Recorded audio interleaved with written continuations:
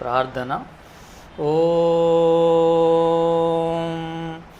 ఓం ఓం ఓం సహనావవతు సహనౌ భునక్తు సహ వీర్యం కరవావహై తేజస్వినావధీతమస్తు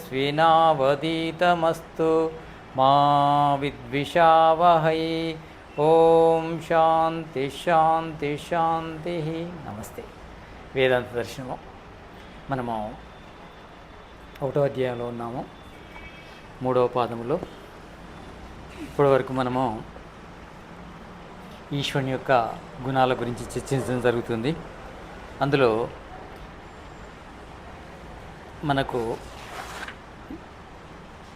చాలా దేవుడి యొక్క నామాల గురించి చర్చ, అందులో దహర్ అనే విషయం గురించి చాలా చర్చ చేయడం జరిగింది. దహర్ అంటే హృదయాకాశంలో ఉండే పరబ్రహ్మను దహర్ అంటారని చెప్పడం జరిగింది. ఇప్పుడు 24వ సూత్రం ఏం చెప్తుందంటే, శబ్దాదేవ ప్రమిత. ప్రమిత అంటే ప్రకర్ష రూపంగా, శబ్దాదేవ అంటే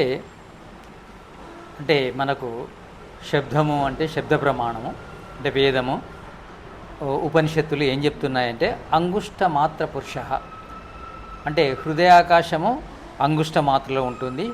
ఆ హృదయాకాశం లోపల ఆత్మ లోపల పరమాత్మ వ్యాపించి ఉంటాడని కఠోపనిషత్తులో చెప్పడం జరిగింది.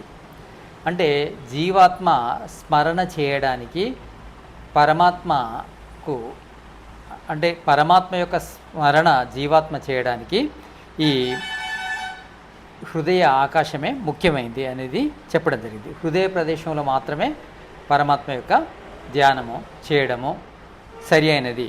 అంటే అధికారము, ఆత్మకు అధికారము హృదయాకాశంలోనే ఉంటుంది.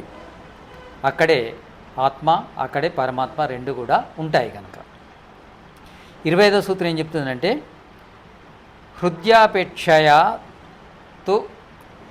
హృదయాపేక్షయాతు మనుష్య అధికారత్వాత్. హృదయ ఆకాశమే మనుషులకు అధికారం ఉంది, అంటే ధ్యానము ఉపాసన చేయడానికి యోగ్యమైన ప్రదేశము ఈ హృదయాకాశము. అంటే మనుషులు ఉపాసించడానికి అధిక యోగ్య ప్రదేశం, అధికంగా యోగ్య ప్రదేశం అంటే అక్కడ ధ్యానము కానీ ఉపాసన కానీ బాగా జరుగుతాయి. అంటే వేరే ప్రదేశాలతో పోల్చుకుంటే హృదయాకాశమే సరిగా ఉంటుంది మన స్మరణకు అనేది.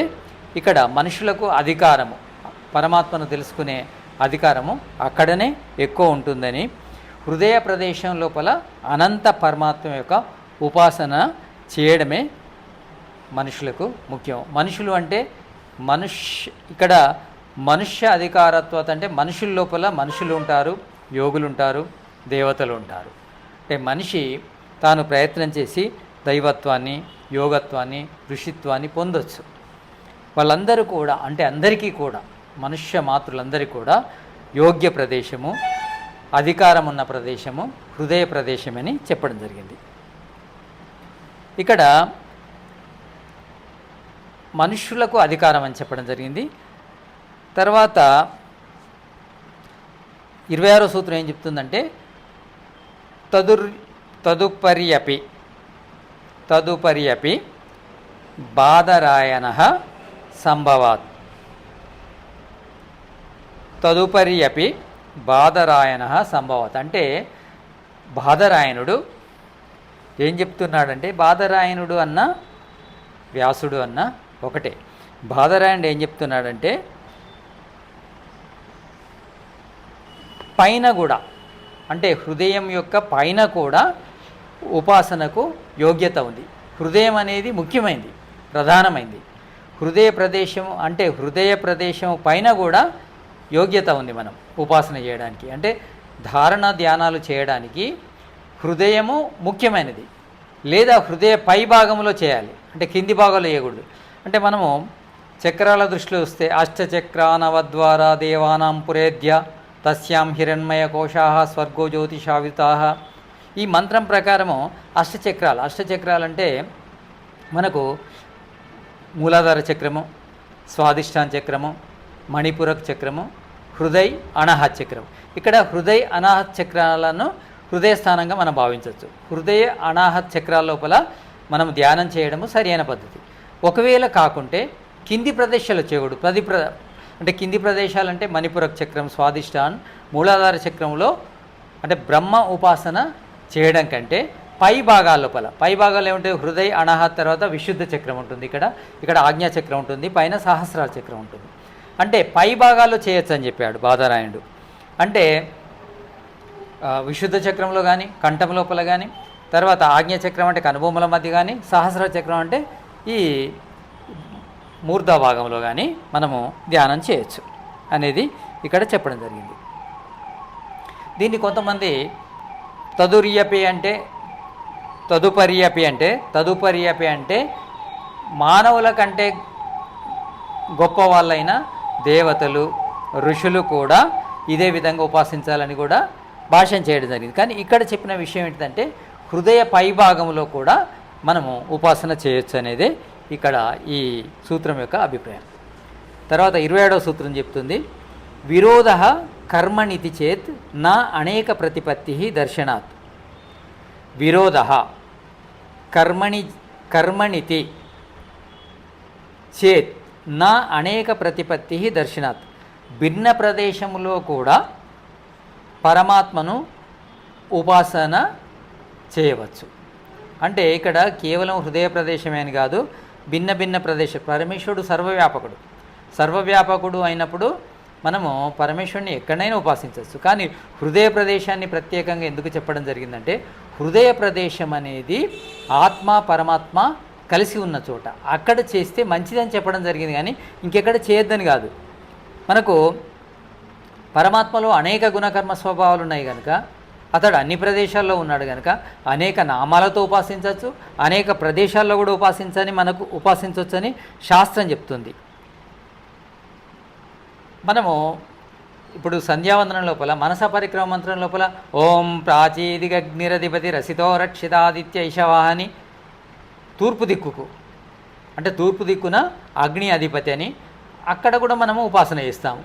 ఓం దక్షిణాదిగింద్రోధిపతి స్థిరశ్చిరాజీ రక్షిత పితరైషవ అని దక్షిణం దిక్కుకు విష్ణువు ఇంద్రుడు అధిపతి అని మనం అక్కడ ధ్యానం చేస్తాము. దక్షిణం దిక్కు వచ్చింది, ఇంద్రుడు అనే వేరే నామం వచ్చింది. తూర్పు దిక్కు వచ్చింది, అగ్ని అనే నామం వచ్చింది. అదేవిధంగా ఓం ప్రతీచి దిగ్వరుణోధిపతి ప్రదా ఆకు రక్షితాన్నమిషవ అంటే పడమర దిక్కుకు ప్రతీచి వరుణుడు అధిపతి అని వచ్చింది. వరుణుడు మన పడమర దిక్కు నుంచి. ఉదీచి దిక్ సోమోధిపతి స్వజో రక్షితాశనిరిషవ ఉత్తరము దిక్కునకు సోముడు అధిపతి అని వచ్చింది. ధ్రువాదిక్ విష్ణురధిపతి అంటే కింది దిక్కుకు విష్ణువు అధిపతి అని వచ్చింది. ఊర్ధ్వాదిక్ బృహస్పతి అంటే పై దిక్కుకు బృహస్పతి అని వచ్చింది. అంటే మనము శరీరం బయట కూడా ఉపాసన చేయొచ్చు అన్నట్టే మనకు సంధ్యావందన మంత్రాలు చెప్తున్నాయి. అంతేకాకుండా ముఖ్యంగా మనం ఉపాసన చేయాలంటే శరీర భాగాల లోపల హృదయ భాగంలోనే చేయాలి. హృదయ భాగంలో చేయకపోయినా మనము హృదయ పై భాగంలో చేయాలని చెప్పడం జరిగింది మనకు. అదేవిధంగా సంధ్యావందనం లోపల ఓం భూః పునాతు శిరస్సి, ఓం భువః పునాతు నేత్రయో, ఓం స్వః పునాతు కంఠే, ఓం మహః పునాతు హృదయే, ఓం జనః పునాతు నాభ్యాం, ఓం తపః పునాతు పాదయో, ఓం సత్యం పునాతు పునశ్శిరస్సి, ఓం కం బ్రహ్మ పునాతు సర్వత్ర అని పరమేశ్వరుణ్ణి రకరకాల ప్రదేశాల లోపల అంటే శిరస్సు లోపల, నేత్రాల లోపల, కంఠము లోపల, హృదయం లోపల, నాభి స్థానం లోపల, పాదాల లోపల పరమేశ్వరుడు అంతటా వ్యాపించున్నాడు. అతన్ని రకరకాల నామాలతో భూహు, భువః, స్వహ, మహః, జనః, తపః, సత్యం ఈ విధంగా మనము పరమేశ్వరుని అనేక నామాలతో అనేక ప్రదేశాల లోపల ఉపాసించే పద్ధతి కూడా ఉంది. అదేం తప్పు కాదు. అలా వేదంలో చెప్పబడింది, అలా శాస్త్రంలో చెప్పబడింది, ఆప్తోపదేశం ఉంది అలా. కనుక అది ఎన్నటికీ తప్పు కాదు అని ఇక్కడ ఈ సూత్రం యొక్క అభిప్రాయం. అంటే మనకు ఓం భూః పునాతు శిరస్సు అంటే ఇక్కడ భూహు పరమేశ్వరుని యొక్క భూహు అంటే సత్, భూహు అంటే సత్స్వరూపుడైన పరమేశ్వరుడు శిరస్సును రక్షించుగాక. శిరస్సును పవిత్రంగా ఉంచుగాక. ఓం భూ పునాతు శిరస్సు. ఓం భువః పునాతు నేత్రేయో.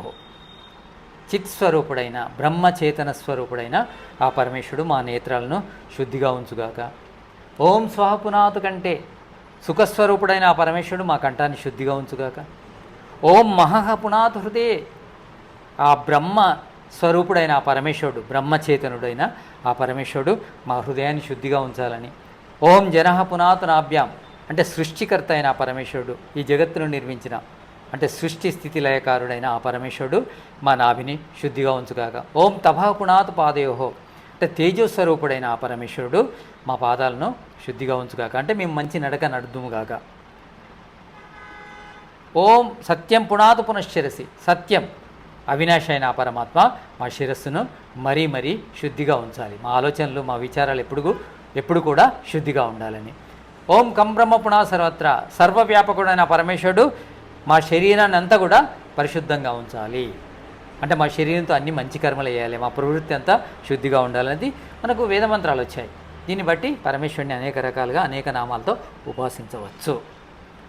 28వ సూత్రం చెప్తుంది, శబ్ద ఇతి చేత్ నా అతః ప్రభావాత్ ప్రత్యక్ష అనుమానాభ్యాం. శబ్ద ఇతి చేత్ నా అంతః ప్రభావాత్ ప్రత్యక్ష అనుమానాభ్యాం. శబ్దం అంటే వేదం పరమాత్మ ద్వారా ప్రకటించబడింది. వేదము పరమాత్మ ద్వారా ప్రకటించబడింది. దీన్ని ప్రత్యక్షము అంటారు. తర్వాత అనుమానం అంటే స్మృతి గ్రంథాలు. అంటే వేదాధ్యయనం చేసిన ఋషులు మంత్రద్రష్టలై దానికి సరైన భాష్యం రాసిన గ్రంథాలు స్మృతి గ్రంథాలు ఉంటాయి. అంటే దీన్ని అనుమానం అంటారు. ప్రత్యక్షము అంటే వేదము శృతి, అనుమానము అంటే స్మృతి. ఇవి రెండు కూడా మనకు ఏమి చెప్తున్నాయి అంటే అవి రెండు చెప్పేటి అన్నీ నిజమే ఉంటాయి. అంటే దేవుడుని మనము రకరకాల ప్రదేశాల్లో రకరకాల నామాలతో ఉపాసించాలని చెప్తున్నాయి కనుక వేదము పరమ ప్రమాణం. వేదము ద్వారా వచ్చిన స్మృతులు కూడా ప్రమాణమే. మనం అందులో చెప్పింది మనము తూచా తప్పకుండా పాటించాలి, అంతే. అది తప్పేం కాదు.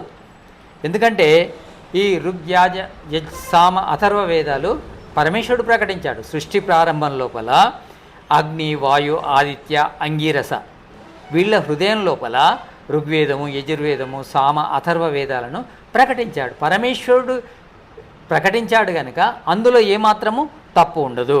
కనుక అందులో ఏమైతే చెప్పబడి ఉందో అదే సత్యం. అందుకే శృతి పరమ ప్రమాణం అవుతుంది. అంటే సమాఖ్య కంటే స్థానం కంటే ప్రకరణ కంటే వాక్యం కంటే లింగం కంటే శృతి ప్రమాణం.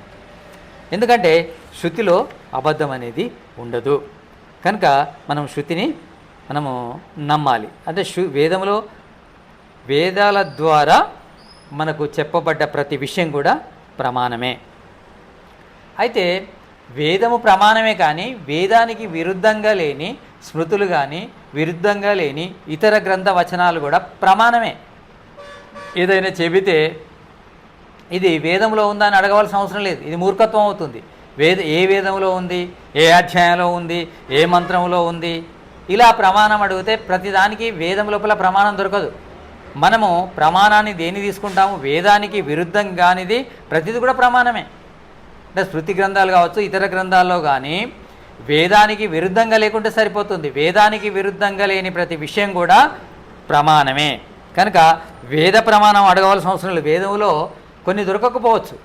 ఎందుకంటే వీళ్ళు అనుమానించి అంటే ఆలోచించి ఋషులు వేద మంత్రాల యొక్క అర్థాన్ని విపులీకరించారు కనుక అది కొన్ని ఋషి గ్రంథాల్లో దొరుకుతాయి. ఋషి గ్రంథాల్లో ఉంది కదా, ఇది ప్రమాణం కాదు, నేను నమ్మను అంటే అది మూర్ఖత్వం అవుతుంది. అలా కాకూడదు. అయితే ఇవి అపౌరుషేయాలు కనుక పరమేశ్వరుడి ద్వారా ప్రకటించబడ్డాయి కనుక వేదం మనకు పరమ ప్రమాణం అవుతుంది. వేదము నిత్యం ఎలా అవుతుంది? పరమేశ్వరుడు నిత్యం కనుక అతని జ్ఞానం కూడా నిత్యమే. అతని జ్ఞానము లోపల అనిత్యత ఉండదు, అంటే తేడాలు ఉండవు, హెచ్చుతగ్గులు ఉండవు. తత్ర నిరతిశయం సర్వజ్ఞ బీజం. అతని జ్ఞానం లోపల హెచ్చుతగ్గులు అనేటివి ఉండవు. అయితే మనకు వేదాల లోపల మంత్రాలు ఉంటాయి. ఆ మంత్రాలు 3 రకాలుగా చెప్పడం జరిగింది. అంటే త్రైవిద్య అంటారు, వేదాన్ని త్రైవిద్య అంటారు.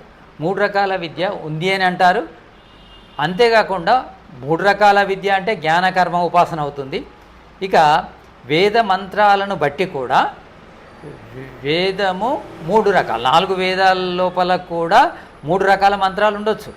అవి ఏంటి అంటే ఇప్పుడు అర్ధవశాత్ పాద వ్యవస్థ అంటే అర్ధానికి అనుకూలంగా పాద వ్యవస్థ చేయబడ్డది ఋగ్వేద మంత్రాలు, రుక్కు మంత్రాలు అంటారు, రుక్కులు అంటారు వీటిని. అంటే అర్ధానికి అనుకూలంగా పాద వ్యవస్థ చేయబడింది. ఓం భూర్భువ స్వహ ఇదొక పాదం. తత్సవితుర్వరేణ్యం భర్గో దేవస్య ధీమహి ధియో యో న ప్రచోదయాత్. ఓం భూర్భువ స్వహ ఒక పాదము, తత్సవితుర్వరేణ్యం ఇదొక పాదం, భర్గో దేవస్య ధీమహి ధియో యో న ప్రచోదయాత్. ఇది ఏంటంటే ప్రతి పాదం కూడా అర్థవంతంగా ఉంటుంది. అర్థానికి అనుకూలంగా పాద వ్యవస్థ చేస్తే వాటిని రుక్కులు అంటారు. తర్వాత గానం చేసే వాటిని సామం అంటారు. ఈ రుక్కులు సామం కానివన్నీ యజుర్ అంటారు. ఈ విధంగా ఇవి అంటే మంత్రముల యొక్క నిర్మాణాన్ని బట్టి 3 రకాలని కూడా చెప్పడము మనకు జరిగింది. అయితే ఇక్కడ ఇలా చెప్పడం ద్వారా పూర్వపక్షికి అనుమానం రావచ్చు, ఇవి ఎందుకు నిత్యం? వేదం ఎలా నిత్యం అవుతుంది? అవి పుస్తకాలు కదా, అవి శబ్దాలు కదా, శబ్దం అనిత్యం కదా, మరి వేదం కూడా శబ్దమే కదా, మరి అది నిత్యం ఎలా అవుతుంది? అంతేకాకుండా పుస్తకాలు నిత్యం ఎలా అవుతాయి? పుస్తకాలు నిత్యం కావు, ఈ బయటి శబ్దాలు కూడా నిత్యం కావు. మరి వేదం ఎలా నిత్యం అవుతుందనడానికి 29వ సూత్రం చెప్తుంది, అత ఏవచ నిత్యత్వం. ఎందుకంటే దాన్ని ప్రకటించిన పరమేశ్వరుడు నిత్యము కనుక అతడు ప్రకటించిన వేదం కూడా నిత్యం అవుతుంది. అంటే పరమేశ్వరుని యొక్క జ్ఞానము లోపల ఎలాంటి తేడా అనేది రాదు. ఓం సూర్యాచంద్రమసో దాతా యదా పూర్వమకల్పయత్ దివంచ పృథివీంచ అంతరిక్షమతో స్వహ. ఆ పరమేశ్వరుడు సూర్యుణ్ణి, చంద్రుణ్ణి, నక్షత్రాలను పూర్వపు సృష్టిలో ఎలా నిర్మించాడో ఇప్పుడు అలానే నిర్మించాడు, ఇక ముందు కూడా అలానే నిర్మిస్తాడు. కారణం ఏంటిది?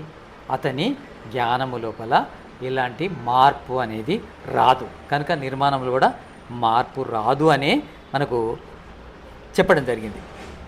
అంటే ప్రతి సృష్టి లోపల కూడా పృథివీ లోపల మనకు ఈ వేదాల ప్రకటన అనేది జరుగుతుంది. మరి ఇక్కడ పూర్వపక్షి అడుగుతాడు, ప్రతి పృథివీ లోపల అంటే ఇప్పుడు ఇంత పెద్ద విశ్వం లోపల అనేక పృథివీలు ఉన్నాయి, మరి ప్రతి పృథివీ లోపల కూడా వేదాలు సేమ్ ఉంటాయా? అంతేకాకుండా ప్రతి సృష్టి లోపల కూడా వేదాలు సేమ్ ఉంటాయా, మారుతాయా అనే దానికి ఈ 30వ సూత్రం చెప్తుంది. సమాన నామ రూపత్వాత్ చ ఆవృత్తౌ అపి అవిరోధ దర్శనాత్ స్మృతేచ్ఛ. సమాన నామ రూపత్వాత్ చ ఆవృత్తౌ అపి అవిరోధ దర్శనాత్ స్మృతేచ్ఛ. దర్శనము అంటే ఇక్కడ వేదము, స్మృతేచ్ఛ అంటే స్మృతులు. స్మృతుల్లో కానీ దర్శనాల్లో కానీ చెప్పిన విషయం ఏంటంటే పరమేశ్వరుడు ప్రతి సృష్టి లోపల కూడా ఒకే రకంగా వేదాలను నిర్మిస్తాడు, ఒకే రకంగా జగత్తుని ఓం మృతంచ సత్యంచ విద్దా తపసో అద్యజాయత తతో రాత్రజాయత తతస్సముద్రో అర్ణవః. ఏ విధంగానైతే ఈ జగత్తును నిర్మించాడో, సత్వరజోతమో గుణములతో కూడిన ఈ జగత్తును నిర్మించాడో అదేవిధంగా ఋగ్ యజ్ సామ అథర్వ వేదాలను కూడా అదే విధంగా నిర్మిస్తాడు. అందులో ఏమాత్రం తేడా ఉండదు. వేదాల్లో ఎన్ని మంత్రాలు ఉన్నాయో ఋగ్వేదంలో అదే 4 వేదాలు నిర్మిస్తాడు. ఆ ఋగ్వేదంలో కూడా ఎన్ని మంత్రాలు ఉన్నాయి అన్ని మంత్రాలు ఉంటాయి. యజుర్వేదంలో ఎన్ని మంత్రాలు ఉన్నాయి, సామవేదంలో ఎన్ని మంత్రాలు ఉన్నాయి, అథర్వ వేదంలో ఎన్ని మంత్రాలు ఉన్నాయి, అన్నీ ఉంటాయి. మంత్రాల వరుస కూడా అదే విధంగా ఉంటుంది. ప్రతి మంత్రములో ఉన్న పదముల వరుస కూడా అలాగే ఉంటుంది. అంతేకాదు వర్ణముల వరుస కూడా అలాగనే ఉంటుంది.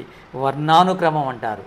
వర్ణం యొక్క క్రమం కానీ, పదం యొక్క క్రమం కానీ, తర్వాత మంత్రం యొక్క క్రమం కానీ, మంత్రాల యొక్క క్రమం కానీ, ఈ వేదముల యొక్క క్రమం కానీ మారదు. ఏ విధంగానైతే సూర్యుణ్ణి, చంద్రుణ్ణి, నక్షత్రాలను ఉన్నది ఉన్నట్టు ప్రతి సృష్టిలో నిర్మిస్తున్నాడో అదేవిధంగా ఈ వేదాన్ని కూడా నిర్మిస్తాడని మనకిక్కడ ఈ సూత్రం చెప్పడం జరిగింది. అంటే దీన్ని అంటే వేదాలు కానీ స్మృతి గ్రంథాలు కానీ నిరూపిస్తున్నాయి. అంటే ఈ జగత్తు లోపల ఎన్ని రకాల పృథివీలు ఉన్నాయో ప్రతి పృథివీ మీద కూడా వేదం ఇదే విధంగా ఉంటుంది. ప్రతి సృష్టిలో ఇదే విధంగా ఉంటుంది. ప్రతి భూమి పైన కూడా, ప్రతి గ్రహం పైన కూడా ఇదే విధంగా ఉంటుంది. ప్రతి భూమి అంటే పృథివీ పైన కూడా వేదం ఇదే విధంగా ఉంటుందని చెప్పడం జరిగింది. మరి ఒకవేళ ఈ వేదానికి నిజమైన ప్రమాణం దొరకాలంటే వేరే గ్రహంలోకి వెళ్తే అక్కడ వేదాలు దొరికితే ఇంకా వేదం గురించి గొప్పగా ప్రచారం చేయవలసిన అవసరం లేదు, అందరికీ అర్థమైపోతుంది. ఎందుకంటే విజ్ఞానము జ్ఞానమే అనేక రకాల వేదములో ఉన్న విషయాలను నిరూపిస్తున్నాయి ఈరోజు. ఇప్పుడు శూద్రులకు విద్య లేదన్నారు, వేదంలో శూద్రులకు విద్య ఉందంటే ఎవరు నమ్మలేదు. కానీ ఇప్పుడు జ్ఞానం విజ్ఞానం పెరగడం ద్వారా శూద్రులు కూడా చదువుకుంటున్నారు. మహిళలు కూడా విద్య లేదన్నారు, మహిళలు కూడా చదువుకుంటున్నారు. అంటే దీన్ని బట్టి ఏంటంటే జ్ఞానం విజ్ఞానం పెరిగినా కొలది వేదానికి విలువ పెరుగుతుంది అంతే. అంటే ఇప్పుడు వీళ్ళు చాలా రకాల పరిశోధనలు చేసి వేరే గ్రహం మీద ఒకవేళ వేదాన్ని గిట్ట చూశారనుకోండి, ఇంకా మనం చెప్పవలసిన అవసరం లేదు, వేద ప్రచారం అలానే జరిగిపోతూ ఉంటుంది. కనుక మనకు వేదం అనేది అంటే ఇక్కడ ఈ సూత్రం ప్రకారము ప్రతి పృథ్వీ మీద ఇదే విధంగా ఉంటుంది, ప్రతి సృష్టిలో ఇదే విధంగా ఉంటుంది. అంటే వేదాలు 4 ఉంటాయి. వేదములో ఉన్న మంత్రాల సంఖ్య మారదు, మంత్రాల వరుస మారదు, మంత్రంలో ఉండే పదాలు కూడా మారవు, అందులో ఉండే వర్ణాలు కూడా మారవని చెప్పడం జరిగింది. 31వ సూత్రం చెప్తుంది. మరి ఈ వేదము అందరు చదవచ్చా? అందరికీ అర్హత ఉందా? పూర్వపక్షి అంటున్నాడు, మధ్వాదిపు అసంభవాత్ అనధికారం జైమిని, మధ్యాదిపు అసంభవాత్ అనాధికారం జైమిని. జైమిని ప్రకారము అందరికీ అధికారము లేదు వేదాన్ని బ్రహ్మ విద్యను అభ్యసించడానికి అని పూర్వపక్షి అడుగుతున్నాడు. ఎందుకంటే మధు చంద్ర ఇలాంటి ఋషుల జాబితా లోపల ఈ ద్విజులు కాని వాళ్ళ పేరు లేదు అని పూర్వపక్షి అడుగుతున్నాడు. ఇది అడుగుతున్నాడు అంటే ఇక్కడ నిజానికి చెప్పాలంటే వర్ణ వ్యవస్థ అనేది వేదములో ఎలా ఉంది అంటే పుట్టుకతో కాదు, గుణముతో, కులముతో కాదు, గుణముతో ఉంది. అంటే ఆ వ్యక్తి ద్విజుడు అంటే అర్థం ఏంటిది? పుట్టడము ఒక జన్మ అయితే చదవడము 2వ జన్మ అవుతుంది. అంటే చదువుకున్న వ్యక్తి ద్విజుడు అవుతాడు. కానీ ఊరికే పుట్టి అలానే ఉంటే ద్విజుడు కాలేడు. ద్విజుడు అంటే ఎవరు? పుట్టింది పుట్టినట్టు ఉండకుండా చదివి కొత్త జన్మను పొందిన వాళ్ళను ద్విజుడు అంటారు. ద్విజుడు అంటే 2వ జన్మ పొందినవాడు. అంటే శరీరం ఒక జన్మ అయితే జ్ఞానము 2వ జన్మ అవుతుంది. అలా పొందిన వాళ్ళను ద్విజులు అంటారు. ఆ ద్విజులకు మాత్రమే అధికారం ఉందా? అంతేకాకుండా అప్పుడు వర్ణ వ్యవస్థ లోపల ఒక వ్యక్తి బ్రాహ్మణుడయ్యాడు, ఒక వ్యక్తి వైశ్యుడయ్యాడు, ఒక వ్యక్తి క్షత్రియుడయ్యాడు, ఒక వ్యక్తి శూద్రుడయ్యాడు. శూద్ర సంతానము మరి వేదాన్ని చదివే అధికారం ఉంటుందా అనేది పూర్వపక్షి యొక్క ప్రశ్న. దానికి ఇంకేం చెప్తారంటే 32వ సూత్రంలో జ్యోతిషీ భావచ్చ. జ్యోతిషీ భావచ్చ అంటే జ్యోతిషి 3 వ్యక్తులే ద్విజులు. ఎవరు? బ్రాహ్మణులు, క్షత్రియులు, వైశ్యులు మాత్రమే ద్విజులు అవుతారు అని. అలాంటి బాగుంది కనుక ఈ 3 చదివే యోగ్యత ఉంది కదా అని కూడా అడిగాడు పూర్వపక్షి. ఇక్కడ జ్యోతిషి అనే దానికి మహర్షి దయానందుల వారు ఏం భాష్యం రాశారంటే 3 రకాల జ్యోతులు అంటే అగ్ని 3 రకాలు. పృథివీ మీద ఉన్న అగ్నిని మామూలుగా అగ్ని అంటారు, భూతాగ్ని అంటారు. ఇక అంతరిక్షంలో ఉన్న అగ్నిని విద్యుత్తు అంటారు. ఇక ద్యులోకములో ఉన్న అగ్నిని ఆదిత్యుడు అంటారు. ఇక్కడ 3 రకాల అగ్నులు ఈ జ్యోతిషి అని చెప్పడం జరిగింది. ఇక్కడ దీన్ని బట్టి మనకు అర్థమవుతుంది ఏంటంటే మనిషి మేధస్సు కూడా 3 రకాల అగ్నుల్లో ఏదో అగ్నిని పోలి ఉండాలి తాను బ్రహ్మ విద్యను పొందాలంటే. అంటే ఆదిత్య అంటే దీదీప్యమానంగా వెలిగే సూర్యులాగా ఉండాలి, కనీసము అప్పుడప్పుడు వచ్చే మెరుపులాగానైనా ఉండాలి, అంటే అంతరిక్ష విద్యుత్తులాగా, అంటే దేవతాగ్ని. అంతరిక్షంలో వెలిసిన మెరుపు కూడా దేవతాగ్నే, ఆ సూర్యుడు కూడా దేవతాగ్ని కిందకి వస్తారు. భూమి మీద ఉన్న అగ్ని మాత్రము భూతాగ్ని అవుతుంది. ఈ భూతాగ్ని కనీసము ద్యులోకములో ఉన్న అగ్నిలా లేకపోయినా, అంతరిక్షంలో ఉన్న అగ్నిలా లేకపోయినా, భూమి మీద ఉన్న అగ్నిలానైనా ఉండాలి. అంటే చెబితే అర్థం చేసుకునే సామర్థ్యమైనా ఉండాలి. అలాంటి వ్యక్తులే బ్రహ్మ విద్యను పొందడానికి అర్హులు. ముఖ్యంగా వేద విద్య అంటే బ్రహ్మ విద్య, పరవిద్యను ఎవరు పొందడానికి అర్హులు అంటే మేధస్సు ఉండాలి. మేధస్సు లేని వ్యక్తి బ్రహ్మ విద్యను పొందలేడు. ఇక్కడ ఉద్దేశం అది. శూద్రుడు అంటే కులముతో కాదు, మేధస్సుతో. వర్ణము అనేది మేధస్సుతో ఏర్పడుతుంది. ద్విజత్వం అంటే ఏంది? జ్ఞానంతో ఏర్పడేది. ఎవరికి ఎక్కువ జ్ఞానాన్ని గ్రహించే శక్తి ఉంటే వాళ్ళు ద్విజులవుతారు. ఎక్కువ కులంలో పుడితే కాదు, బ్రాహ్మణులలో పుడితే, క్షత్రియులలో పుడితే, వైశ్యులలో పుడితేనే ద్విజులవుతారు, శూద్రుల్లో పుడితే ద్విజులు కారు అనేది అబద్ధం. శూద్రుల్లో పుట్టిన వాళ్ళ మేధస్సు బాగా ఉంటే ఆ ఆదిత్యుని పోలో, లేకపోతే విద్యుత్తుని పోలో, లేదా మామూలు అగ్నిని పోలో అయినా ఉండాలి వాళ్ళ మేధస్సు. అలా ఉంటే బ్రహ్మ విద్యను, వేద విద్యను పొంది ఉపయోగించుకోవచ్చు. లేకుంటే సమయం వ్యర్థం అవుతుంది. అంటే మెదడు ముఖ్యం. విద్యకు కావాల్సింది మెదడు.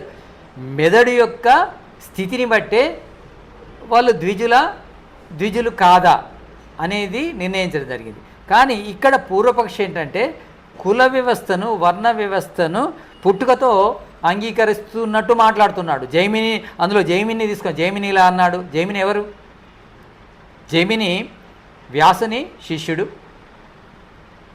మీమాంస దర్శనాన్ని రచించిన వాడు జైమిని. అతడు యజ్ఞాలు, యాగాలు ఎవరు చేయాలి, ఎప్పుడు చేయాలి, ఎలా చేయాలనేది వివరంగా చెప్పిన వ్యక్తి.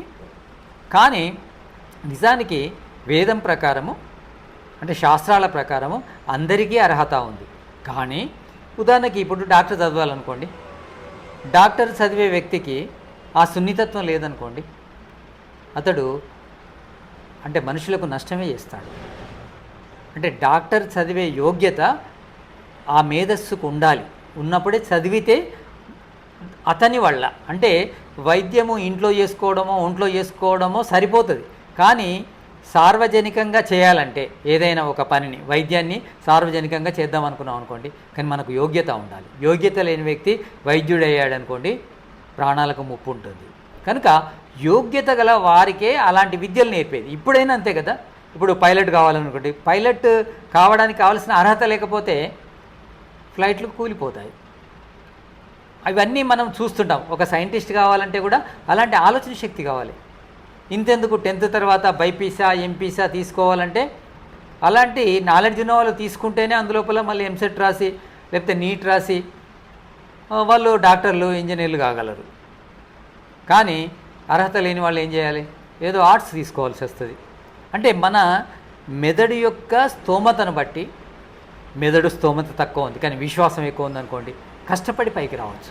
కానీ విశ్వాసము లేదు, స్తోమత లేదనుకోండి, పరిశ్రమ లేదనుకోండి, అలాంటి వ్యక్తులు సమయాన్ని వ్యర్థం చేయకూడదు. కనుక బ్రహ్మ విద్యను పొందడానికి అనర్హులుగా ప్రకటించడం. అంటే ఇది కులాన్ని బట్టి కాదు, మెదడును బట్టి అలా వ్యవస్థ చేయడం జరిగింది. కానీ ఇక్కడ ఇలాంటి భ్రమ ఉండకూడదని వ్యాసుడు ఏం చెప్తున్నాడంటే ఈ 33వ సూత్రం లోపల, భావంతు బాదరాయణో అస్థి, భావంతు బాదరాయణో అస్థి. వ్యాసుడు ఏం చెప్తున్నాడంటే అందరికీ అధికారం ఉంది. అంటే అందరికీ అధికారం ఉంది అంటే అందరూ చదువుకునే ప్రయత్నం చేయాలి ఫస్ట్. అంటే శూద్రుల పిల్లలను కూడా, వైశ్యుల పిల్లలను కూడా, క్షత్రియుల పిల్లలను కూడా, బ్రాహ్మణ పిల్లలను కూడా మన గురుకులం పంపాలని ఉంది. 8 సంవత్సరాలు అయితే ఎవరి పిల్లలు కూడా వాళ్ళ ఇళ్లల్లో ఉండకూడదు. ఎక్కడికి వెళ్ళాలి? గురుకులం వెళ్ళాలి. 8 సంవత్సరాల నుంచి వాళ్ళ బ్రహ్మచర్య ఆశ్రమం ప్రారంభం అవుతుంది. ఆ 8 సంవత్సరాల నుంచి 25-26 సంవత్సరాల వరకు విద్యను పొందాలి. విద్యను అందరూ వెళ్ళి చదవాలి.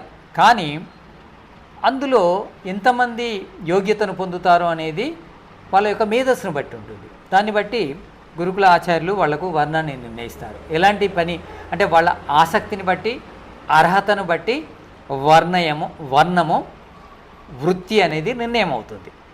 ఇప్పుడు కూడా అంతే కదా. మన క్వాలిఫికేషన్ బట్టి మనము ఆ ఎంట్రన్స్లో, ఇంటర్వ్యూలో సెలెక్ట్ అయితేనే కదా ఆ ఉద్యోగాలకు తీసుకునేది. కలెక్టర్ కానీ, మిగతా ఏ ఉద్యోగాలైనా కానీ, లేదా ఏ కోర్సులైనా, డాక్టర్ కోర్సు కానీ, ఇంకా పైలట్కి సంబంధించిన అంటే రోజర్స్కి సంబంధించిన అలాంటి అంటే ఏ ఇంట్రెస్ట్ ఉంటే ఇంట్రెస్ట్ ఉండాలి, అందులో అర్హత ఉన్న వాళ్ళు ఆ కోర్సు చదవచ్చు, ఆ తర్వాత ఆ ఉద్యోగం చేయడానికి అర్హులు అవుతారు.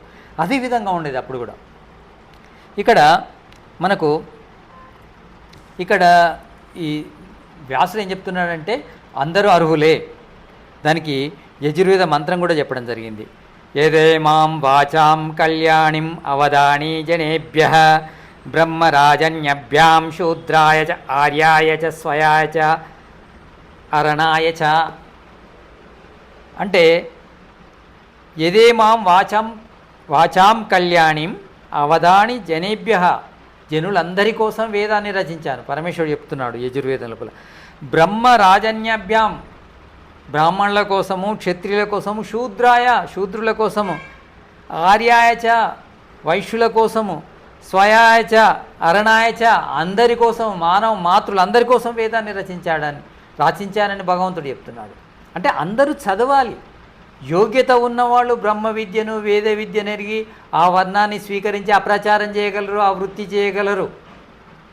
కానీ అందరైతే చదవాలి. చదవడానికి అందరికీ అర్హత ఉంది, కానీ సాధించడానికి అందరికీ అర్హత ఉందా లేదా అంటే వాళ్ళ మేధస్సు మీద ఆధారపడి ఉంటుంది. కనుక మనకు మన సనాతన ధర్మం లోపల వర్ణ వ్యవస్థ అనేది కులంతో పుట్టుకతో లేదు. వాళ్ళ యొక్క యోగ్యతను బట్టి, ఆసక్తిని, యోగ్యతను బట్టి అందరూ చదవాలి. అందరూ బ్రహ్మచర్య ఆశ్రమం లోపల గురుకులం వెళ్ళాలి, అధ్యయనం చేయాలి. అధ్యయనం చేయగలిగి బ్రాహ్మణులు కావచ్చు, క్షత్రియులు కావచ్చు, వైశ్యులు కావచ్చు, అర్హత లేకుంటే శూద్రులు కావచ్చు. శూద్రులు అంటే తిట్టు కాదండి. శూద్రులు అంటే మిగతా వృత్తులు, అంటే బ్రాహ్మణ వృత్తి కానిది, క్షత్రియ వృత్తి కానిది, వైశ్య వృత్తి కాని వృత్తులన్నీ కూడా మనకు శూద్ర వృత్తి కిందకే వస్తాయి. అంటే మిగతా అన్నీ కూడా. బ్రాహ్మణులు అంటే మెదడుతో పనిచేసేవాళ్ళు, క్షత్రియులు అంటే రక్షణ రంగంలో ఉన్నవాళ్ళు, వైశ్యులు అంటే బిజినెస్ తర్వాత వ్యవసాయం చేసేవాళ్ళు. ఇవి కాని వాళ్ళు మిగతా వాళ్ళంతా, మిగతా వృత్తులన్నీ కూడా, మిగతా ఉద్యోగాలన్నీ కూడా శూద్రుల కిందికి వస్తాయి. కనుక ఎవరి అర్హతను బట్టి వాళ్ళు చేయొచ్చు. కానీ వేదంలో కానీ సనాతన ధర్మంలో కానీ వీళ్ళు మాత్రమే ఇంట్లో పుట్టిన వాళ్ళే చదవాలని ఏం లేదు. శూద్రుల పిల్లలు కూడా గొప్ప వాళ్ళై ఋషులైన సంఘటన కూడా ఉంది అని ఇక్కడ మనకు ఒక స్టోరీ కూడా చెప్పడం జరిగింది. అంటే ఇక్కడ ఏం చెప్పడం, మధుచంద్ర ఆది ఋషుల జాబితా లోపల శూద్రుల పేర్లు లేవు అని చెప్పాడు పూర్వపక్షి. జైమిని ఉద్దేశం అలా ఉందని కాదు, ఇక్కడ ఉన్నది వాళ్ళ శుచి, ఋషుల శుచి లోపల శూద్రుల పిల్లలు కూడా ఋషులైన సంఘటనలు చాలా ఉన్నాయని ఇక్కడ ఒక స్టోరీ చెప్పడం జరిగింది. ఏంటంటే సరస్వతి నది తీరంలో ఒక ఋషి సత్రం జరుగుతుంది, ఋషుల సభ. అందులో నుంచి కవశు అనే ఒక వ్యక్తిని అతని యొక్క ప్రవర్తన వల్ల బయటికి పంపుతారు. అంటే ఇక్కడ శూద్రుడు అంటే పుట్టుకతో శూద్రుడు అని కాదు. మనుషులు అంటే కొంతమంది అంటే ఒక గొప్ప సభలోకి వచ్చారు, తెలివి తక్కువతనంతో ఉన్నారనుకోండి, వాళ్ళను శూద్రుడు అనవలసి వస్తుంది. అంటే ఏదంటారు చూడండి, హంసల్లో కాకిలాగా అని. అంటే విద్వాంసుల లోపల తెలివి తక్కువ వాళ్ళను కూర్చుండబెట్టుకోరు. అతన్ని ఒక రకంగా అవమానించి ఆ సరస్వతి నది తీరంలో జరుగుతుంటుంది, అతన్ని పంపిస్తారు. అంటే అంత అవమానించబడ్డ వ్యక్తి ఒక ఎడారిలోకి వెళ్తాడు, నీళ్లు లేని స్థలం లోపల వెళ్ళి అతను తపస్సు చేసి మంత్రద్రష్ట అయ్యాడు. అంటే అపోనాపత్రి అనే ఒక సూక్తాన్ని కూడా రాశాడు. అపోనాపాత్ దేవత ఆధారంగా ఋగ్వేదములోని 10వ మండలము 30, 31, 33, 34 సూక్తాల వరకు మంత్రదర్శ అయ్యాడు ఆ వ్యక్తి. ఎవరు? ఈ కవశుడు. అంటే ఒక రకంగా నీవు ఎందుకు పనికిరావు అన్న వ్యక్తి కూడా తాను ఋషి అయ్యాడు. ఋషి కావడమే కాదు, 30, 31, 33, 34 ఇది 10వ మండలం, ఋగ్వేదం 10వ మండలం లోపల 30, 31, 33, 34 సూక్తాలకు ఇతడు మంత్రదృష్టై భాష్యం రాశాడు. మరి ఎందుకు కారు? ఎవరైనా అంటే అందులోపల నేను పలానా కులంలో పుట్టినా నేను గొప్పనంటే కాదు, కష్టపడాలి. నేను బ్రాహ్మణుల కులంలో పుట్టాను, నా తల్లిదండ్రులు బ్రాహ్మణులు, నేను బ్రాహ్మణుని అని శుంఠ కూడా అనడానికి వీల్లేదు. పండిత పుత్ర పరమ శుంఠ అంటారు. దీని అర్థం ఏంటిది? తండ్రి పండితుడైనంత మాత్రాన పిల్లలు పండితులు కావాల్సిన అవసరం లేదు, పరమ శుంఠలు కూడా కావచ్చు. అంటే తల్లిదండ్రులు బ్రాహ్మణులు అయినంత మాత్రాన పిల్లలు బ్రాహ్మణులు కావాలని ఏం లేదు. కనుక ఇక్కడ ఎవరి ఇంట్లో పుట్టినా, ఎలాంటి తల్లిదండ్రులకు పుట్టినా మన లోపల విశ్వాసము, పురుషార్థము ఉంటే మన మేధస్సును పెంచుకొని మనము వేద విద్యను, బ్రహ్మ విద్యను, ఆ బ్రహ్మను కూడా తెలుసుకోవచ్చు. మంత్రద్రష్టలమై మనము వేదాలకు భాష్యాన్ని కూడా రాయవచ్చు. అంటే పెద్ద పెద్ద సూక్తాలు కూడా మనము రాయవచ్చు అనేది ఇక్కడ చెప్పడం జరిగింది. ఈ విధంగా మనకు అంటే చాలా ఇవన్నీ చదువుకోకుండా మిడిమిడిగా చదివితే ఏమవుతుందంటే, చూడండి వేదాంత దర్శనం లోపల శూద్రులకు అర్హత లేదు అని ఉంది, ఎలా ఇలా సనాతన ధర్మం లోపల ఇలాంటి తప్పులు ఉన్నాయి అంటే శూద్రులను శూద్రులు అనేది ఆ పదానికి మొదలు అర్థం తెలవాలి. మేధస్సు తక్కువ ఉన్న మనిషిని, అంటే మనిషికి ఈ బిజినెస్ కానీ వ్యవసాయం కానీ అంటే ప్రొడక్షన్ చేసే సామర్థ్యం లేదు, రక్షించే సామర్థ్యం లేదు, తర్వాత జ్ఞానాన్ని పొంది ప్రచారం చేసే సామర్థ్యం లేదు, మెదడుతో పనిచేసే సామర్థ్యం లేనప్పుడు అతడు ఈ 3 వృత్తులను కాకుండా మిగతా వృత్తులు ఎన్నుకోవాలి. ఈ 3 వృత్తులను ఎన్నుకుంటే ఏమవుతుందంటే సమాజానికి నష్టం జరుగుతుంది. సమాజానికి నష్టం జరగద్దు అంటే ప్రతి రంగము లోపల కూడా, అంటే ఈ విద్యారంగం లోపల కానీ, రక్షణ రంగం లోపల కానీ, వ్యాపార రంగం లోపల కానీ పవిత్రులైన మనుషులు ఉండాలి. పవిత్రత అంటే మనిషికి ప్రజ్ఞ ఉండాలి, పవిత్రత రెండు ఉండాలి. మనం సమాజానికి మన వృత్తి ద్వారా సమాజానికి మేలు జరగాలంటే మనలో పవిత్రత రెండు ఉండాలి. పవిత్రత ఉన్నంత మాత్రాన ప్రజ్ఞ లేదనుకోండి, తెలివి లేదనుకోండి, మనం వ్యాపారంలో తప్పు చేస్తే కూడా సమాజానికి నష్టమే. రక్షణ రంగం లోపల తప్పు చేసినా సమాజానికి నష్టమే. తర్వాత విద్యారంగంలో తప్పు చేసినా సమాజానికి నష్టమే. కనుక ఈ 3 రంగాల లోపల రక్షణ, విద్య, తర్వాత వ్యాపార రంగం లోపల పవిత్రమైన ప్రజ్ఞ గల మనుషులే ఉండాలి. ఈ దేశాలు, సమాజాలు పేదరికంలోకి ఎందుకు వెళ్ళిపోతున్నాయి? వ్యాపార రంగం లోపల పవిత్రత, ప్రజ్ఞ లేని వ్యక్తులు ఉండడం వల్ల. అదేవిధంగా మనకు రక్షణ కరువేలా అవుతుంది? రక్షణ రంగం లోపల పవిత్రత, ప్రజ్ఞ లేకుంటే కూడా, అంటే పవిత్రత ఉన్నంత మాత్రాన ప్రజ్ఞ లేదనుకోండి, ఎలా కాపాడాలో తెలియలేదనుకోండి, అలా కూడా నష్టం జరుగుతుంది. విద్యారంగం లోపల కూడా పవిత్రత ఉంది, కానీ విద్యను బోధించే సామర్థ్యం లేదు, సరళంగా సాధారణ వ్యక్తులకు అర్థమయ్యే రీతిలో చెప్పే సామర్థ్యం లేదనుకోండి, విద్య లోపల కూడా అంటే సమాజానికి ఉపయోగం జరగదు. అంటే విద్యారంగము, రక్షణ రంగము, వ్యాపార రంగము ఇవి చాలా ముఖ్యమైనవిగా చెప్పడం జరిగింది. ఇందులోపల పనిచేసే వ్యక్తులు తప్పకుండా ప్రజ్ఞా పవిత్రత ఉన్న వాళ్ళే ఉండాలి. ఉంటేనే సమాజానికి మేలు జరుగుతుంది, ఆటోమేటిక్గా దేశం బాగుపడుతుంది. కానీ ఇందులో బాగలేరనుకోండి, దేశానికి కూడా మేలు జరగదు. దేశానికి మేలు జరగదంటే ఏంది? సమాజంలో ప్రతి వ్యక్తికి నష్టమే జరుగుతుంది. కనుక సమాజములో ఉన్న ప్రతి వ్యక్తికి లాభం జరగాలి అంటే ముఖ్యమైన రంగాల లోపల వ్యక్తులకు మేధస్సు ఉండడము చాలా ముఖ్యం అనేదే ఇక్కడ వేదం చెప్తుంది. దీన్ని అర్థం చేసుకోకుండా శూద్రులు పుట్టుకతోని శూద్రులు, బ్రాహ్మణులు పుట్టుకతోని బ్రాహ్మణులు, క్షత్రియులు పుట్టుకతోని క్షత్రియులు, వైశ్యులు పుట్టుకతోని, అలా మనం ఏర్పరచుకుందాం. శూద్రుల ఇంట్లో పుట్టిన వ్యక్తి ఋషి కావచ్చు, బ్రాహ్మణుల ఇంట్లో పుట్టిన వ్యక్తి చవట కావచ్చు. ఎందుకంటే వాళ్ళ వ్యక్తిగత మేధస్సు మీద ఆధారపడి ఉంటుంది వాళ్ళ డెవలప్మెంట్ అనేది. అంటే పుట్టుక వల్ల కొంత వ్యవస్థ ఉంటుంది, కొన్ని జీన్స్ ఉంటాయి కావచ్చు, కానీ కేవలము గృహ వ్యవస్థ, జీన్స్ ఉన్నంత మాత్రాన వాళ్ళు పురుషార్థం చేయలేదనుకోండి, వాళ్ళు పైకి రారు. పురుషార్థమే గొప్పది అన్నిటికంటే. కనుక మనం అందరం కూడా పైకి రావచ్చు. అలా వేదం లోపల కానీ, వేదాది శాస్త్రాలన్నిటి లోపల కానీ, వేదాన్ని అనుకరించే అన్ని స్మృతుల లోపల కానీ ఇలా కుల వ్యవస్థ చేసి కించపరిసే విధానం లేదు. వేదమే చెప్తుంది, చక్కగా వేద మంత్రమే చెప్పింది. ఆ వేద మంత్రం ప్రకారము ఎందుకు మనం బాధపడాలి? యజుర్వేదం లోపల వేదమంత్రం చెప్తుంది, ఏదే మాం వాచాం కళ్యాణిం అవదాని జనేభ్య బ్రహ్మరాజన్యభ్యాం శూద్రాయ చ ఆర్యాయ చ స్వాయ చ అరణాయ చ. అందరూ శూద్రులు, వైశ్యులు, బ్రాహ్మణులు, క్షత్రియులు, శూద్రుల కంటే శూద్రులు, అంటే మానవ మాతృలుగా పుట్టిన వాళ్ళందరూ కూడా వేదాన్ని చదువుకోవచ్చు అని చెప్తున్నాడు యజుర్వేదంలో పరమేశ్వరుడే. మరి ఇంకెందుకు సందేహం? మళ్ళీ సనాతన ధర్మం లోపల కుల వ్యవస్థ ఉంది, అనగదొక్కే వ్యవస్థ ఉంది. అనగదొక్కే వ్యవస్థ ఎక్కడి నుంచి వచ్చింది? మధ్యకాలం లోపల స్వార్థపరుల వల్ల వచ్చింది. దానికి వేదాన్ని, స్మృతులను బదనాం చేయవలసిన అవసరం లేదు. వేదాల్లో వేదం రచించింది ఎవరు? ఈ జగత్తును రచించిన పరమేశ్వరుడు. ఈ జగత్తును అందరికీ సమానంగా ఇచ్చిన పరమేశ్వరుడు వేదాన్ని కేవలము ద్విజులకు ఎందుకు ఇస్తాడు? అదేవిధంగా ఋషులు అంటే స్వార్థాన్ని వదిలిన వాళ్ళు, అవిద్యను వదిలిన వాళ్ళు, పవిత్రత పొందిన వాళ్ళు, పరమేశ్వరుని ఉపాసన చేసేవాళ్ళు ఋషులు అవుతారు. ఆ ఋషులు రాసిన గ్రంథాల లోపల కూడా ఇలా కుంచిత స్వభావం ఎందుకుంటుంది? సంకుచితం ఉండదు కదా, అందరికీనే ఉంటుంది. అంటే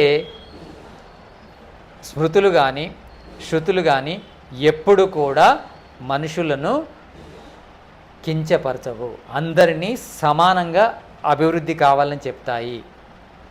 వర్ణ వ్యవస్థను అది పుట్టుకతో అంగీకరించవు. అంటే తాను ద్విజుడు కావాలంటే జ్ఞానాన్ని పెంచుకోవాలని చెప్తాయి. జ్ఞానాన్ని అందరూ పెంచుకునే అర్హత కూడా ఉందని చెప్తాయి శాస్త్రాలు. కనుక అందరూ చదువుకోవాలి, అందరూ జ్ఞానులు కావాలి. ఎవరు తక్కువ కాదు, ఎవరు ఎక్కువ కాదు. ఎవరు మేధస్సును పెంచుకుంటే వాళ్ళు ఉన్నత శ్రేణిలోకి చేరవచ్చు, అత్యున్నత శిఖరాలను అధిరోహించవచ్చు. జ్ఞానమే మనిషి గొప్పవాడు కావడానికి జ్ఞానమే ముఖ్యమైనది. ఆ జ్ఞానాన్ని మనం పెంచుకోవాలి. జ్ఞానాన్ని పెంచుకుంటే మనము అభివృద్ధి కావచ్చు. జ్ఞానాన్ని పెంచుకొని అంటే జ్ఞాన భండారాలు వేదాలు కనుక వేదాలను అందరూ చదవచ్చు అంటే అందరూ చదవచ్చు, అందరూ చదవాలి. కానీ అందరూ దాన్ని సాధిస్తారా అంటే వాళ్ళ యొక్క సామర్థ్యాన్ని బట్టి ఉంటుంది, ఆసక్తి అర్హతను బట్టి సాధించడం ఉంటుంది.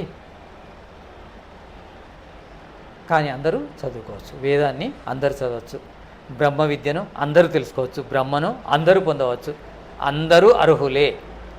బ్రాహ్మణులు అర్హులే, క్షత్రియులు అర్హులే, వైశ్యులు అర్హులే, శూద్రులు అర్హులే, శూద్రాతి శూద్రులు అర్హులే. అంతకంటే ఇంకా మానవ జన్మ లోపల అతి నికృష్టులు కూడా వేదాన్ని చదవడానికి అర్హులే అనేదే వేదం చెప్తుంది. కనుక అందరూ వేదాన్ని చదవచ్చు. సనాతన ధర్మం లోపల అలాంటి సంకుచిత భావము లేదు. సనాతన ధర్మంలో ఇలా ఉంది, సనాతన ధర్మం చెడ్డది అంటే డామినేషన్ని పెంచింది, ఈ కుల వ్యవస్థను తీసుకొచ్చిందంటే అది మధ్యలో ఉన్న వ్యక్తులు కానీ, వేదము కానీ, శృతులు కానీ, స్మృతులు కానీ అలాంటి విషయాన్ని సమర్థించవు, అలాంటి విషయాన్ని ఎప్పుడు చెప్పలేదు. అది బాగా అధ్యయనం చేస్తే తెలుస్తుంది. ఏదో ఒకటి సూత్రం పట్టుకొని, ఏదో ఒక మంత్రం పట్టుకొని ఇక్కడ ఇలా ఉంది, ఇది తప్పు, ఈ సూత్రం ఇలా ఉంది తప్పు అంటే ఇప్పుడు చూడండి ఇందులోనే సూత్రం వచ్చింది. అది పూర్వపక్షి అన్నాడు, శూద్రులకు అర్హత లేదు కదా అని జైమిన్ అంటున్నట్టు చెప్పాడు. కానీ అలా లేదు. ఒకవేళ శూద్రుడు అంటే కులంతో కాదు, తెలివి తక్కువ వాళ్లకు గొప్ప గొప్ప పదవులు ఇవ్వకూడదని అర్థం తీసుకోవాల్సి వస్తుంది. అంటే ఒక డాక్టర్ పని చేయాలంటే, ఒక శస్త్రచికిత్స చేయాలంటే శస్త్రచికిత్స నిపుణుడు శస్త్రచికిత్స చేస్తే పేషెంట్కి మేలు జరుగుతుంది. కానీ శస్త్రచికిత్స తెలియని వ్యక్తి కూడా అర్హత ఇచ్చామనుకోండి ఏమవుతుంది? పేషెంట్ చనిపోతాడు. ఇది చెప్తుంది వేదం. అంటే అర్హులకు, ఆసక్తి ఉన్న వాళ్లకు అలాంటి అంటే ఎలాంటి అర్హత ఉందో, ఎలాంటి ఆసక్తి ఉందో అలాంటి వృత్తినే, అలాంటి వర్ణాన్నే వాళ్ళకు అంటగట్టాలని ఉంది. ఇలా మనము వేదాన్ని ఎందుకు అనుసరించాలి? వేదంలో సత్యం ఉంది కనుక. సత్యం ఎక్కడుందో అనుసరించవచ్చు. అందుకే మనకు వ్యాసుడు కూడా చెప్పాడు, వేదము పరమ ప్రమాణం ఓకే, కానీ వేదానికి అవిరుద్ధమైన అన్నీ కూడా, అంటే విరుద్ధంగా లేని అన్నీ కూడా అవి ప్రమాణమే. అంటే వేదము లోపల పలానా వేదము పలానా అధ్యాయము పలానా కాండము పలానా సూక్తము పలానా మంత్రములో ఉందా లేదా అని ఆలోచించవలసిన అవసరం లేదు. వేదానికి ప్రతికూలంగా ఉందా అనుకూలంగా ఉందా? ప్రతికూలంగా లేదనుకోండి, అనుకూలంగా ఉందనుకోండి, మనము ఏ గ్రంథం నుంచి వచ్చినా దాన్ని ప్రమాణంలాగా స్వీకరించవచ్చు అని చెప్తున్నాయి, శాస్త్రాలే చెప్తున్నాయి మనకు. వేదంలో ఉన్నది మాత్రమే నమ్మండి, వేదమంత్రం ప్రమాణంగా ఇస్తేనే నమ్మండి అని చెప్పట్లేదు ఋషులు. వేదానికి విరుద్ధంగా లేని ప్రతి శాస్త్రంలోని వాక్యం కూడా అది ప్రమాణమే. అంటే వేద విరుద్ధమైన వేదం లోపల అన్ని విషయాలు చెప్పి లేవు, కొన్ని చుచాయిగా చెప్పి ఉన్నాయి, సూత్రప్రాయంగా చెప్పి ఉన్నాయి. దాన్ని బట్టి మనము ఒక విషయాన్ని చదువుతున్నప్పుడు అది వేదానికి విరుద్ధంగా లేదనుకోండి, దాన్ని ప్రమాణంగా తీసుకోవచ్చు, వేదానికి అనుకూలంగా ఉంటే ప్రమాణంగా తీసుకోవచ్చు. అలా చెప్పింది. అంటే మన శాస్త్రాలు, మన సనాతన ధర్మం, మన వైదిక సాహిత్యం, వైదిక ధర్మం ఏం చెప్తుందంటే మనుషులందరూ ఒకటే, మనుషులందరూ కూడా బాగుపడాలని చెప్తుంది. కొంతమందే బాగుపడాలి. ఈ కుల వ్యవస్థ, మత వ్యవస్థ, సాంప్రదాయాల వారీగా విభజించడం ఇవి లేవు. మనుషులందరూ కూడా శరీరంలోని అంగాల్లాగా కలిసిమెలిసి పనిచేసుకోవాలి. అంటే సమాజం అంటే శరీరం లాంటిది. శరీరంలో ప్రతి అంగం ఎంత ఇంపార్టెంటో ఈ సమాజంలో ప్రతి వ్యక్తి కూడా, సమాజంలోని ప్రతి వ్యక్తి కూడా అంతే ఇంపార్టెంట్. అందరూ బాగుండాలి. అందరూ బాగుంటేనే సమాజం బాగుంటుంది. అన్ని అంగాలు బాగుంటేనే శరీరం బాగుంటుంది. ఆ విధంగానే అర్థం చేసుకోవాలి. కానీ మనము మన ఇష్టమైన రీతి లోపల, అంటే మిడిమిడి జ్ఞానంతో తప్పు పట్టడం కాదు. సత్యాన్ని సత్యం అనాలి, అసత్యాన్ని అసత్యం అనాలి. సత్యాన్ని సత్యం అనాలన్నా, అసత్యాన్ని అసత్యం అనాలన్నా జ్ఞానం కావాలి. జ్ఞానం లేకుండా సత్యాన్ని సత్యం అనలేము, అసత్యాన్ని అసత్యం అనలేము. కనుక చాలా అనర్థాలు జరుగుతాయి. ఎందుకంటే అపార్థం వల్ల అనర్థాలే జరుగుతాయి. కనుక మనము సత్యాన్ని సత్యం అనాలి, అబద్ధాన్ని అబద్ధం అనాలి. కానీ సత్యాన్ని సత్యం అనాలన్నా, అబద్ధాన్ని అబద్ధం అనాలన్నా మనము శాస్త్రాలు అధ్యయనం చేయాలి.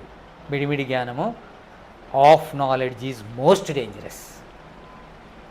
సగం తెలివి అనేది చాలా ప్రమాదకరం. మిడిమిడి జ్ఞానం అనేది ప్రమాదకరం. మిడిమిడిగా చదువుకునేదో మీద మీద మనకు శాస్త్రాల లోపల వస్తుంది, మిడిమిడిగా చదివి మనము నిర్ణయం చేయలేమని.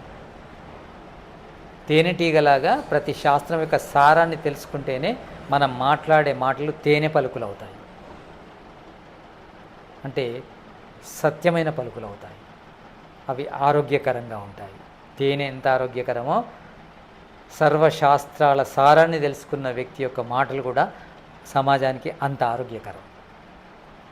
పల్లవిగ్రహి కాకూడదు. పల్లవిగ్రహి అంటే ఏంటంటే పైన చిగురుటాకులను చూసి వృక్షం యొక్క చరిత్ర చెప్పడం అనేది సరైన విధానం కాదు. మీద మీద ఆకులను చూసి ఆ వృక్షం యొక్క చరిత్ర చెప్పలేం మనం. అంటే మిడిమిడి జ్ఞానం ద్వారా మనము సత్యం యొక్క లోతును ఎరగజాలము. సత్యాన్ని మనం పొందాలంటే శాస్త్రాలను లోతుగా అధ్యయనం చేయాలి. శాస్త్రాల లోతులో సత్యము అనేది ఉంది. అంటే మనము జ్ఞానాన్ని బాగా పొందాలి. జ్ఞానం పొందిన, అన్ని రకాల జ్ఞానం పొందిన ఆచార్యుల దగ్గరనైనా మనము అధ్యయనం చేయాలి. చేస్తే మనము తప్పకుండా సత్యాన్ని గ్రహించగలము. లేకుంటే సత్యాన్ని గ్రహించలేము. ఎవరు చెప్పిన మాట అయినా మనం నమ్ముతాం. వేదం లోపల ఇలా కుల వ్యవస్థ ఉందంటే కూడా నమ్ముతాం. సనాతన చెడ్డది అంటే నమ్ముతాం. ఎందుకంటే అనేవాళ్ళు చదవలేదు, వినేవాళ్ళు చదవలేదు, కనుక నమ్మవలసి వస్తుంది. కానీ వేదము ఈశ్వరకృతం కనుక వేదం లోపల అలాంటి సంకుచిత భావాలు ఉండవు. సర్వమానవుల కోసమే ఏ విధంగానైతే పరమేశ్వరుడు ఈ పంచభూతాలను నిర్మించాడో వేదాలను, 4 వేదాలను కూడా అదేవిధంగా నిర్మించాడు. ఇదే విషయం సత్యం. ఇంతటితో ఈ క్లాస్ ముగిస్తాను. నెక్స్ట్ క్లాస్లో కలుసుకుందాము. శాంతి పాఠ. ఓం ద్యౌ శాంతిరంతరిక్షగుం శాంతి పృథివీ శాంతి ఆపః శాంతి ఓషధయ శాంతి వనస్పతయ శాంతిర్విశ్వే దేవాః శాంతి బ్రహ్మ శాంతి సర్వగం శాంతి శాంతిరేవా శాంతి సామా శాంతిరేది. ఓం శాంతి శాంతి శాంతి. सबको नमन प्रणाम नमस्ते धन्यवाद।